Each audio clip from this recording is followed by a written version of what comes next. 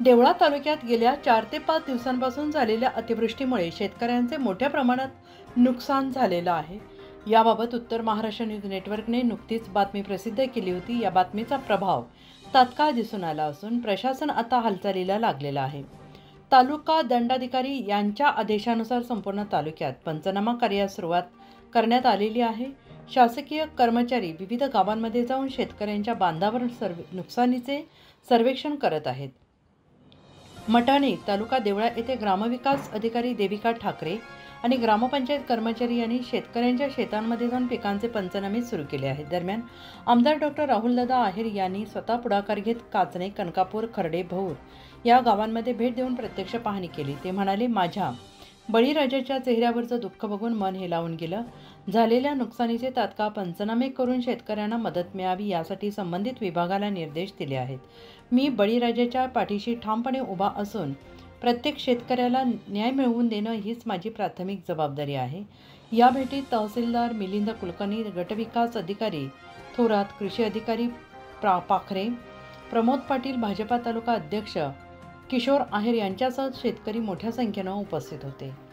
2025 मध्ये अतिवृष्टी भयंकरच झालेली आहे। असं एक शेतकरी अनेक शेतकरी आहेत, पूर्ण महाराष्ट्र ओरपून गेलेला आहे। ही 3 वेळात अतिवृष्टी झालेली आहे। आमचा मका जवळजवळ 4.5 एकर क्षेत्र असून आमचं 12 गुंठे उळे होतं कांद्याचं। आम्ही दरवर्षी आधी जास्त टाकत होतो, यावर्षी आम्ही लेट टाकलं।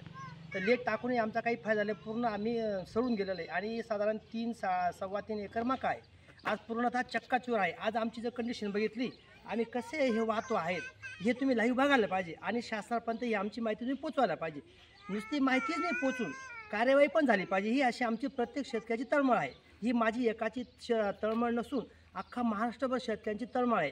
असे मी याच्यानुसार मॅडमच्या आलेल्या माहितीनुसार ही अशी मी माहिती देतो आहे की आमचा अक्षरशः तोंडाचं पाणी पडले आणि दिवाळी कशी गेली ही आमचंसुद्धा आम्हाला कळत नाही। आम्ही 24 तास ह्या कामात आहे। आम्ही रात्री 7 वाजता घरी जातो, सकाळी 7 वाजता इथं येतोय आणि आमची पूर्ण कंडिशन बघा तुम्ही। जसं इथंच नका आमचा फोटो घेऊ, लाईव्ह जे काम चालू आहे ना तिथं बघा।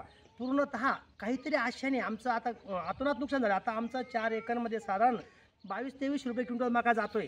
आज काय असेल ते मला माहिती नाही आहे। मागच्या वर्षीपर्यंत 2300-2350 मका हा गेलेला होता। 100% हां, तर साधारण माझ्या इथं 10 पिशव्या पडल्यात। तर शासनाने हे पण नियोजन आहे, 10 पिशवीची किंमत माहिती आहे का शासनाला?